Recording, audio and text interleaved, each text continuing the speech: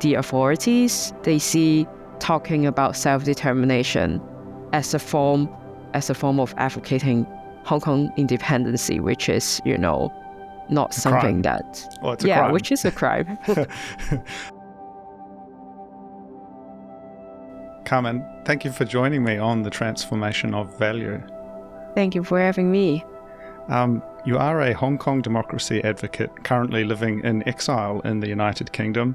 There is a 1 million Hong Kong dollar bounty for information leading to your arrest on some very serious charges related to national security.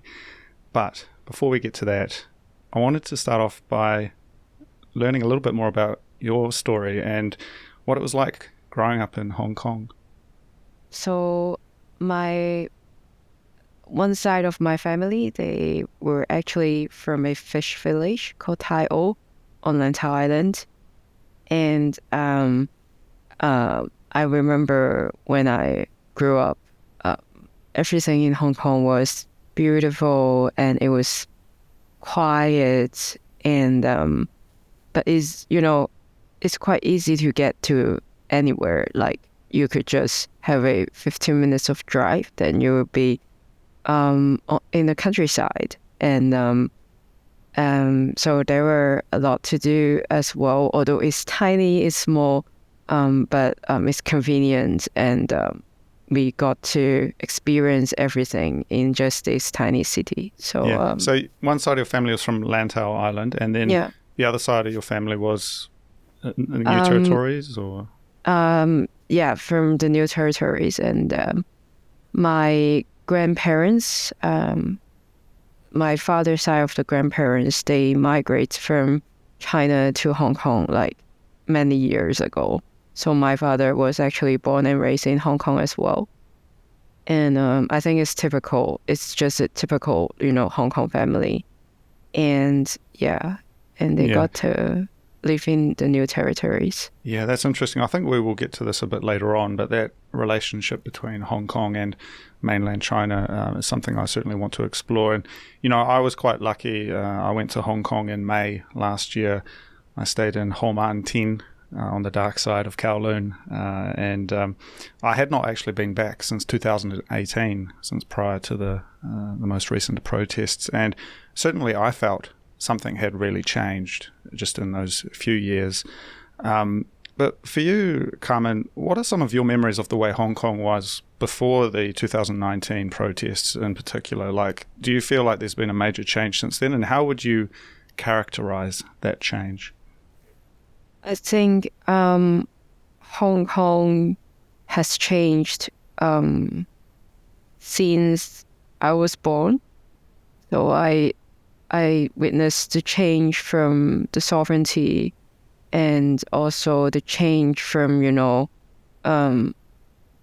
having more closer relationship with the mainland China.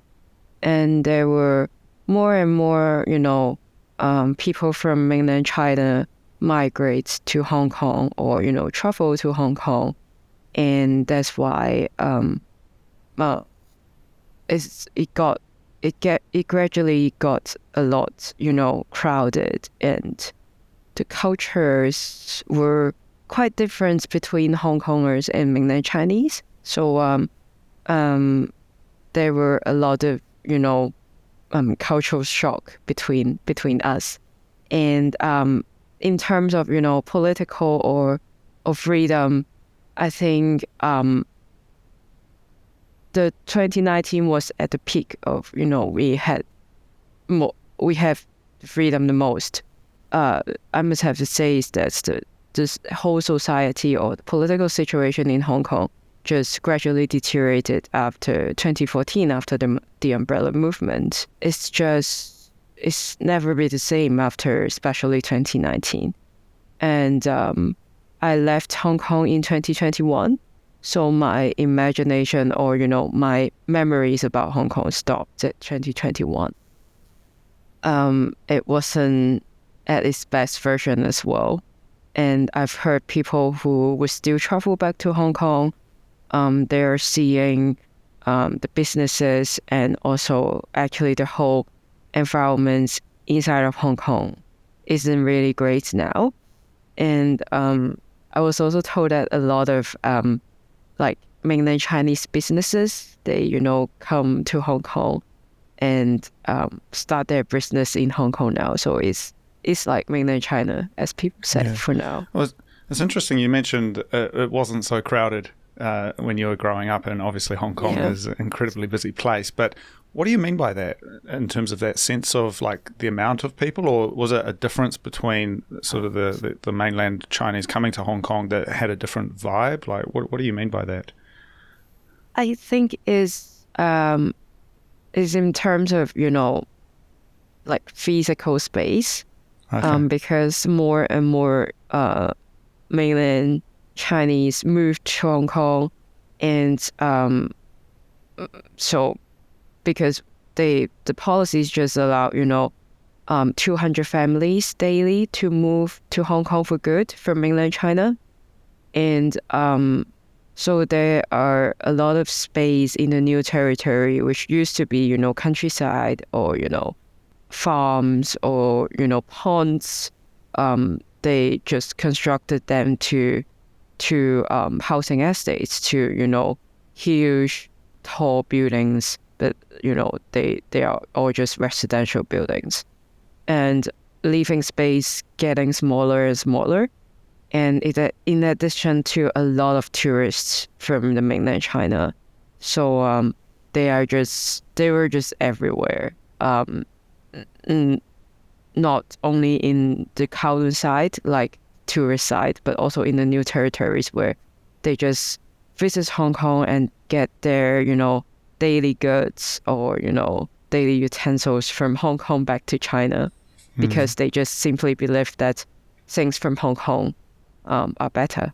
Yeah, that's interesting. I want to dive into that just a little bit. So you mentioned they, and of course we're referring to mainland Chinese, and I think it's an important distinction between the Communist Party of China and the government and the people, and in particular neighbouring regions. Guangzhou area, it's similar, shared language with Cantonese, and there's a lot of overlap. So this relationship of people coming over the border, these kind of 200 families a day, do you feel like there's something in that though that is at odds with what Hong Kong is? Like, how would you describe that? So culturally, we are very different from mainland Chinese. Although like neighboring cities like Guangzhou or Guangdong, they used to speak Cantonese as well, but not after 10 or 15 years ago. Also, they write in simplified Chinese instead of traditional Chinese. Not to mention the ideologies or things that they learn from school during the formative years, and so I think culturally we are indeed very different. Although perhaps some of them will still speak Cantonese, but we have different dialects of Cantonese, and I think the migration policy between mainland China and Hong Kong, it's just a, gradual cultural simulation to Hong Kongers. Like, they wanted us to forget we are Hong Kongers, and they want us to have the identity of being Chinese. Yeah. Yeah. Well, I mean, sort of drilling into that then. So, again, this idea of the handover 1997, and you and I were pretty much just little kids when that happened. And so it was a historical moment. And at that time, 1997, the Basic Law was enshrined, which set up the famous one country, two systems arrangement, where Hong Kong retained much of its democratic system that had been inherited from the British, and then it was seen to be part of China, though, as one country. And I guess what I see from what you've said, there's this sense of almost a sense of neo-colonialism, I guess you could say, with the way these families and these institutions are coming over into Hong Kong, and arguably affecting, diluting, perhaps is the word, the local culture. I mean, tell me more about what that really means for you, and especially given that we were both, little kids when actually the handover happened. I mean, how have you seen that play out? So I was really a small kid during the transition of sovereignty, And but I still remember when it was, the 1st of July 1997. It's the midnight of the 30th of June. And my parents and I we sat on the sofa and watched the live streaming news. And we, although I was a young kid, I witnessed how people felt, sad when, when the colonial government left Hong Kong.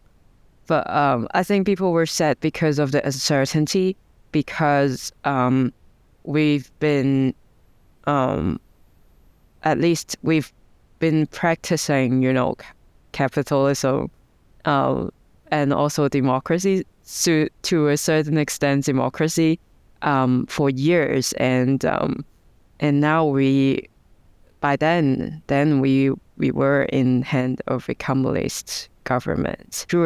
In 1997, people didn't have so much of information. Internet wasn't really trendy by then, and only people with privilege could have internet, and people could only receive information from news or from books or from newspaper. And I think people were really insecure by then. But at the same time, they also have the sense that China is not a very established and welcoming nation in the international community. And that's for a reason, because of the history of the People's Republic of China. And but what I experienced the most was actually from the education. So when it was during the Beijing Olympic 2008. It was my first year of secondary school. So my whole primary school actually was, before the Olympic. I think I saw the change the most in 2008. And so before that, in my primary school, it was still, I think it still inherited the educational system during the British Hong Kong government. So a lot of values, a lot of common sense, or, the syllabus, the whole thing was set by the British government, or the British follows the British educational system. But after the Beijing Olympic in 2008, we started to have the, liberal studies. We started to learn, we started to have that national education. We started to have a change in, in the subject of Chinese history. We had to learn Chinese history when we were in secondary school. And but they didn't talk about the June 4th. Even in liberal study, learning about the news, learning about the society, setting up our critical thinking, as they said, in our mind. And but we never learned about these, unfavorable, history bits of China. I just learned it from, my parents and some of our teacher. By then, they were still talked about things outside the box. So apparently it is not allowed in Hong Kong right now. People could just report, student could report the teachers of, teaching things that might deem as endangering the national security. So it is basically not allowed right now. But in the past, when I was studying in schools, our teacher would still talk about those things. Yeah. Absolutely. And as a young person as well, I'm interested in talking about some of your work in politics in Hong Kong, and also sort of reflecting on the the youthfulness of the 2019 protests and this movement that's happened lately, because I've just been reading my friend's book, City on Fire, Anthony Daparan, who is a Hong Kong-based lawyer who's written extensively about the 2019 protests. And he sort of speculates this idea that when the handover happened in 1997, there was perhaps a vision that China would end up quite different in the future. And that has changed massively. As you say, 2008, we've seen the emergence of Xi Jinping as this kind of monolithic leader. There's been a lot of changes in the way China has approached things and this closing off of China. But something I want to highlight is that certainly with these protests, the Hong Kong government systematically alienated Hong Kong's best and brightest, its youth and the educated middle class. The people of Hong Kong's future really were the ones who were there demonstrating during the protests, and yourself included. So how would you reflect on that generational difference, people your age and younger, and the older people and their approaches to democracy and freedom? So in the 2019 movement, I think people from all generations, we came together and protest. But there's a huge gap between my generation and the older, and my generation and the younger generation. Yeah. And with the older generations, I think they have the sense of unity with the mainland China. And many of them, when they promote democracy in Hong Kong, or when they advocate for democracy in Hong Kong, the theory of change of them would be, China, the mainland China, has to be democratized in order for Hong Kong to be democratized. But they would believe, and they would be happy for the unity between mainland China and Hong Kong. So they will still embrace the transition of sovereignty. And but partly some of them, they embrace the identity as British Hong Kong. So a lot of them here for now in the UK, they will still believe that Hong Kong should be returned to the United Kingdom. And in our generation, we have a slightly different theory of change. We think that Hong Kong's rights to self-determination should be restored in order to be democratized. And that said, because during the negotiation between the British government and the Chinese government, Hong Kong was once, as a colony of the British government, was once on the list of self-determination in the United Nations. So there was a working group in the United Nations sorting out the self-determination process of a lot of colonies, and Hong Kong was actually one of them. But our name was removed by the Chinese authority during the negotiation. And so we think that, some of us think that, whichever pathway, future of Hong Kong we choose, Hong Kongers should have our voice in this, transitional, in this change of the whole sovereignty thing. Yeah. Carmen, you were elected to be a district councillor in Hong Kong, but you left in 2021. Can you tell me a little bit about that foray into politics? How did you end up in the position of becoming an elected representative in Hong Kong? I think if I have to trace the whole thing, it would be because of the student movement in 2012. Okay. It was about the national education that the Hong Kong government tried to implement in our educational system. And it was a year before my public exam. So the public exam in Hong Kong would simply determine which university you will be in, or you whether you would be, selected to in a university. And the student movements happened by then.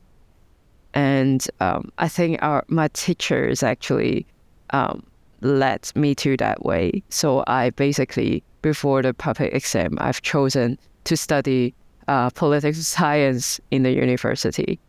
And I got into political science when I was in university, when I studied in university. And and I think the whole thing just, simply move towards that side of thing. And then after I graduate, my only job was actually as a legislative assistant for a lawmaker in Hong Kong, like a pro-democracy lawmaker in Hong Kong. And it was two years after I started working for him, and it was the 2019 movement. Yeah. Yeah, so you were elected 2019, and yeah. You mentioned as well you were Deputy Secretary General for the Civic Party, which was the second largest pro-democratic party, which has since been forcibly dissolved by the government. Now, that's interesting, but I do want to sort of then reflect on, so 2021 though, so you left, so you were elected, you were very young at that time, getting elected to this very important position. But then 2021 came around and you left Hong Kong. Can you talk a little bit about what led to that? So the national security law was enacted in 2020. And as I mentioned, I used to work for some pro-democracy lawmakers, and they end up in jail, imprisoned because of the national security law. Just simply because they joined a pro-democracy primaries ahead of the Legislative Council election in 2020. And as the assistant and as the councillor, I was quite involved during the time. And in addition, that when in 2021 there was a off-taking process enforced by the Hong Kong government to the councillors. In the middle of our terms, as a elected councillor, we had to we were forced to take the patriotic oath towards the PRC government. And this is not something that I think I could do. I could not pledge, to support a communist government, at least for myself, for what I believe. So I refused to take the oath, and I was forced to resign from my position. Even after I resigned, I was heavily surveilled by I don't know who. So regards with my personal safety, I had to leave. I see. And so you mentioned National Security Law 2020. Is that, just to clarify, is that separate to Article 23, or is that the same thing? No, it's different. Okay, a different thing. Yeah. The Article 23 was just implemented last year. Yeah, that's right. And Article 23 also relates to national security, though. Yeah. Doesn't it? Because I know you just earlier in this conversation, we talked about this idea of self-determination. And this is something that has been levelled against you, accusations that your discussions of this idea of self-determination is actually representative of a very dangerous idea, potentially, in the eyes of the government. So tell me more about that, this idea of conversations and free speech, and talking about the ideas of something like democracy or independence for Hong Kong. So the discussion on self-determination, I am not the first one to talk about it. Definitely, it's not the first time that having Hong Kongers to discuss about it. It was in, I think, a lot of political ideologies or theory of change of democratizing Hong Kong. We started again after the umbrella movement in 2014. A lot of young, young student leaders and scholars, they started to try to set out frameworks of how Hong Kong should be democratized. And I think the discussion of self-determination started by then. So it was our generation of people. We had that idea in mind first as well, and it's just now we are having a vibrant diaspora, an exiled Hong Kong community, an exiled Hong Kong civil society.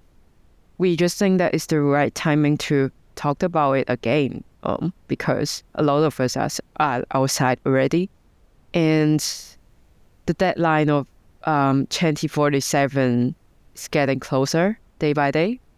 So we think that we must have to push our democracy movement forward in this limited time. So we started the discussion again for now, and I don't think it's, there's a lot of things around self-determination. There's a lot of imagination of the theory of change, and there's a lot of possibilities as well on how our destiny should be. So I'm just one of the many in our generation to talk about it. Yeah. But it seems that the authorities, they see talking about self-determination as a form of Hong Kong independency, as a form of advocating Hong Kong independency, which is, not something that... Well, it's a crime. Which is a crime.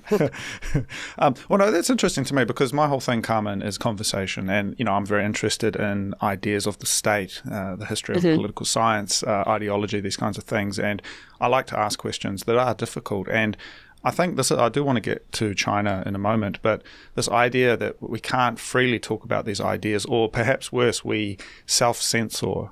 And so in polite society, we don't bring it up and we don't talk about the idea.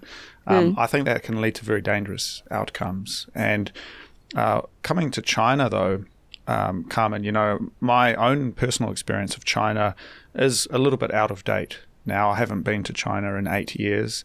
I was last in Shanghai, and I had a good time. But this was before COVID. This was before the Hong Kong protests. And I have felt certainly there's more and more of this pro-China, pro-CCP message that's kind of coming through. It's kind of influences. You see it coming through on YouTube. I think of it as a psychological operation that's trying to present the PRC very positively. I want to talk to you about that because this idea of technology and the influence of media, where we have TikTok and YouTube, it's all good. Fast trains, clean streets. Yeah. But it's like this psychological operation to make it seem like it's okay.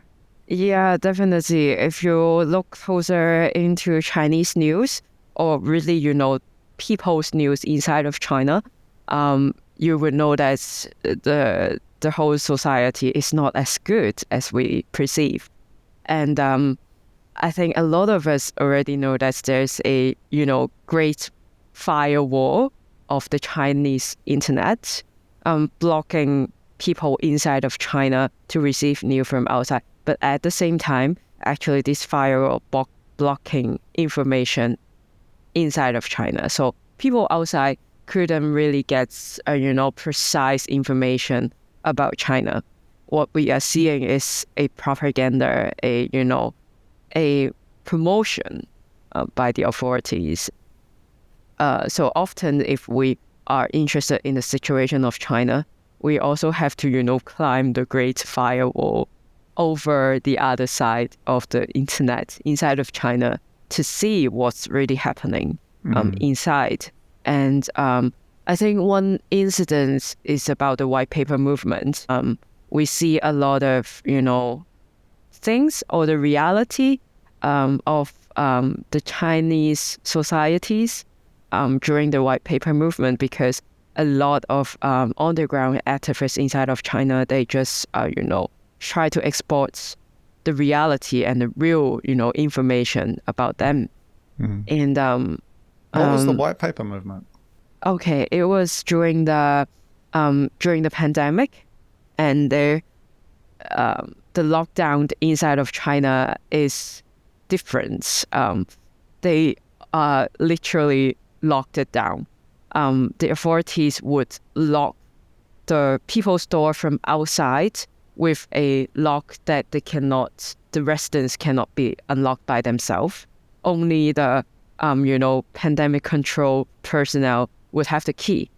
And there was a fire broke out in Urumqi, in the East Turkestan. So the Xinjiang, what they're saying, but it's in fact the East Turkestan. And because of the lockdown, because of all these sorts of policies, people being locked up inside of their house, that building, people in the building could not make it to, They couldn't get out. They couldn't just get out. And people were concerned. By then, a lot of people inside of China were fed up by these, anti-pandemic policies. And so there was a protest started inside of China, and it soon sparked in different places in China.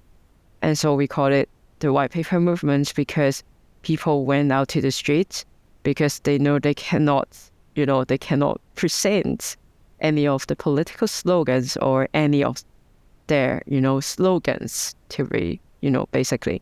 And so they just hold a white paper out when they went on the streets, and just try to, show their grievances and show their anger to the authorities.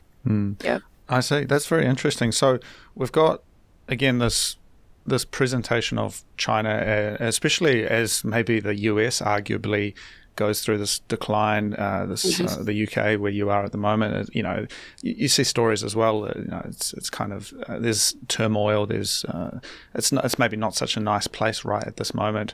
But then you see stories of China, fast trains, clean streets. Everything's convenient. You can pay with everything on your phone. There's a lot of these kind of narratives, and they're very technological, and I think this is part of this idea of the techno state, the techno nationalism of China, where technology is part of the political apparatus. And so I find that very interesting, that you see this stuff come through on TikTok and YouTube, and just kind of reaffirming that there is maybe some truth to what's coming through, but there's also a whole lot that's not making it actually out of China, and that's what you don't get to see. But Carmen, I do also want to just talk briefly about the relationship between the United States and China in this situation, because there have been critiques, about the role of NGOs and organizations in kind of this sort of the Cold War, this information war that's taking place between the US and China. And I know you're currently based with the Hong Kong Democracy Council. You're currently working with the Hong Kong Democracy Council. It's a Washington-based non-partisan, non-profit organization talking about democracy in Hong Kong. But how would you situate that relationship between US entities, Chinese entities, and that kind of propaganda war that's taking place? So I don't see people working in the human rights field, going against the propaganda war. We raise the awareness of human rights issues, and we raise the awareness, try to push democratic agenda of our homeland. It's personal to us. It's not just about propaganda.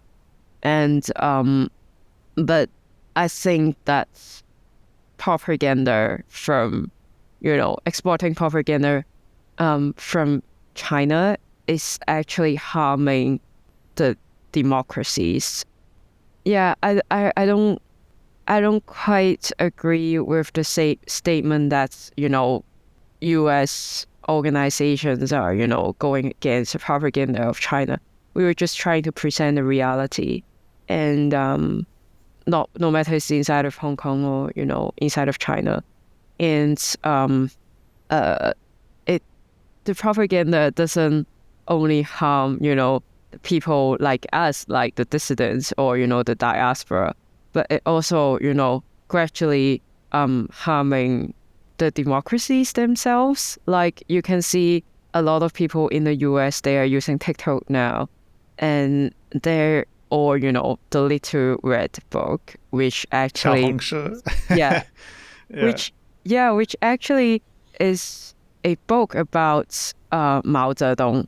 That's right. You know, it's a communist, you know, dialogue of the Little Red Book's what it means. And these social media platform, you know, do not only provide a social media platforms, they have not to mention the backdoors, right? Just you know, to see the contents itself. A lot of them were actually, you know, promoting or praising the communist, and you know, praising an authoritarian regime as well. And I think it's very dangerous for people in the democracy to receive these informations. Yeah, well, in particular, I think this is what I was getting at. The idea that maybe right at this moment, the United States and the UK and some other parts of the world are going through a bit of a decline. There's an idea of there's maybe a recession, the economy is not so great. China, from the outside, looks like it's doing great. Streets are clean, trains work, these kinds of things. You know, there's like the optics of it. And I think that's, I guess, what I'm getting at, that there is this information war that most people aren't aware of. There's a lot of nuance to it. And so when you start using Little Red Book or TikTok, you are actually kind of consuming that directly, that propaganda. Yeah. Yeah. And I guess just dwelling on that as well, the idea of the framing of what you're doing as a native of Hong Kong, I think is very interesting. So just tell me briefly your work with the Hong Kong Democracy Council. Tell me more about your organisation. How did that form? Like, what are your goals? So for now, we would say we were founded in Washington D.C. and in 2019. But now we won't say we are based in US because we also extended our office in the UK. That's why, you know, that's why I joined HKDC. One characteristic of our organization that I am always proud of is that we are a team of Hong Kongers. Every one of us are Hong Kongers, and we are from all walks of life. We had anonymous activists. We had elected official like myself. We have student leaders in the past. And we also have like American-born Hong Kongers, which, you know, most of their time, they weren't born and raised in Hong Kong, but they still inherit that Hong Kong identity and embraced it and tried to promote it. And so I think our work is not just, you know, talking about Hong Kong or, you know, talking about the situation in Hong Kong, but it's about us. It's about how we shape our democracy movements, especially now we are in exile. All of us are in exile. And it is quite important for us, you know, to pass on. No, we don't want to pass on the democracy movements from generations. We want, you know, to achieve our goals in our lifetime. And I was just going to ask then, so this idea then, so the goals here really quite clear, a democracy in Hong Kong.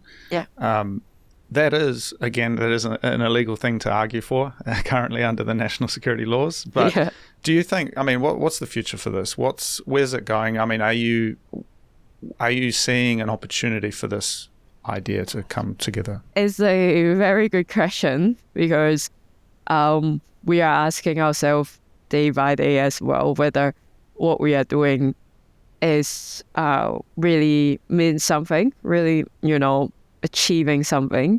And my answer, I would say for now, is yes. I think we are raising a lot of awareness of Hong Kong in different places of the world. Our visibility is definitely, you know, getting higher. And I think most importantly is that we, you know, apart from people who came from the civil society back in Hong Kong, rejoining the diaspora civil society, we have new people now. We have a lot of younger generations. They are also dedicating their time to the movement. And I think passing on, or having people from the newer generation is very important to a democracy movement. And I think we are going into that. Saying we are gradually, bit by bit, achieving a lot of things. Well, that's been my experience as well with young Hong Kongers that I've met. Certainly a great interest in this idea of democracy. And just one more thing, I know this is quite personal, but just yesterday, the police in Hong Kong have been questioning 2 of your relatives. And this is, I guess, very concerning. Is that something you can talk about in terms of these tactics of the police to target families that are back in Hong Kong? Yeah. So as we talked about it a little bit earlier, there are now 2 laws regarding national security inside of Hong Kong. One is the National Security Law enacted in 2020. The other one is actually the Article 23 implemented last year. And the Article 23 was actually a 21-year discussion in Hong Kong. 22, I think, because the plan for enacting the Article 23 started in 2002 when I was 7 years old. But by then, the government faced a lot of disagreement in the society, and they paused the whole legislation, but it came back just last year. And the legislation process came with just 50 days in the Legislative Council from having the blue paper to it became the law. And the reason I talk about it is because before my family back in Hong Kong got interrogated, I was actually wanted and by the Hong Kong government in the last Christmas Eve with 1 million Hong Kong dollar bounties. And so the arrest warrants were under the National Security Law, so the 2020 version. And the tactics of, going after our family back in Hong Kong, the tactics of canceling our passports, the tactics of freezing our accounts, all this power were legislative power, all this, enforcement power, to be precise, come from the Article 23. So they use the louder version of national security law to place bounty on peoples. But these sort of, annoying tactics they are using is actually under the Article 23. So not only these national security related legislation they would use to go after activists in exile, but also other legislation or other laws in Hong Kong they weaponize, like sedition, like rioting, which is the public order law inside of Hong Kong. And yeah, no, that's interesting. And I mean, also people may be aware of the stories in the mainland China of people's families being invited to have a cup of tea at a police station, which is kind of the euphemism for coming and having a serious talk and interrogation at a police station. One other thing I just wanted to dwell on, just conscious of time, Carmen, you are also a Freedom Fellow at the Human Rights Foundation, is that right? Yeah. Yes. Now, the HRF, Human Rights Foundation, are big proponents of Bitcoin, and they see Bitcoin as freedom technology where you can have money that isn't able to be stopped or censored by the state. Do you have any comments on what Bitcoin maybe means to you, or what you think about Bitcoin? So as a Freedom Fellow for now, as a current cohort of the Freedom Fellow, I'm still in a learning process of a lot of these new ideas. And, to a human rights activist, I think this is very important because, just as I said, my bank account was frozen by the authorities. And a lot of these, national security tactics and, transnational repression efforts that the Hong Kong government is conducting, actually bar us from receiving more, financial supports from donations or, grants. And the Bitcoins or, these new ideas of financial freedom actually would help, the development or, simply just the existence of our organization, of our organizational work. So I'm still new to the idea, but I know that a lot of people in this space, they have been utilizing the Bitcoins or, some other financial tools to generate money or, to generate grants to help with their discourse. So, yeah.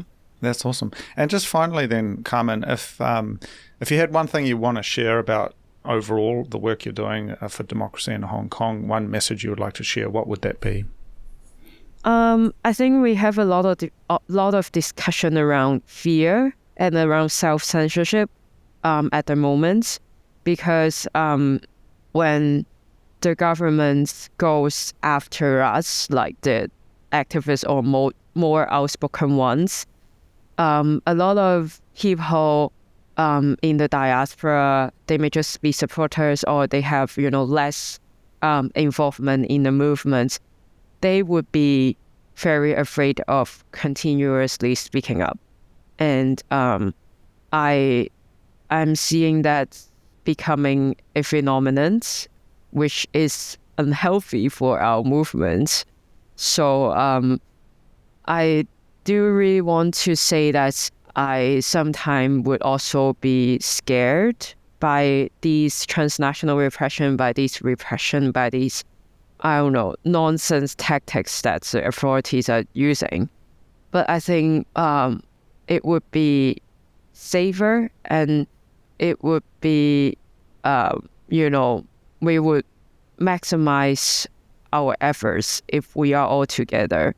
And I think moving forward a democracy movement means that it's essential to have people going together for one goal. So I do hope that not only Hong Kongers, but also our allies, our supporters, especially people actually were born and raised in democracies, should also continue to support different, discourse or different movements, trying to shape democracies better. Yes, it's a ongoing process and conversation, and of course freedom of speech and the ability to ask questions is critical to all of this. Carmen, thank you so much for your time. If people want to follow you, they want to learn more about your story, what's the best place for them to do that? So I'm on every social media, but I would, if people want to learn more about the situation in Hong Kong, I would recommend everyone to follow our organization's platforms, which is HKDC, the Hong Kong Democracy Council. Yeah. Are you on Little Red Book? No. All right. I'm not on TikTok and Little Red Book, though. All right, Carmen, thank you so much. Yeah, thank you so much. Thank you.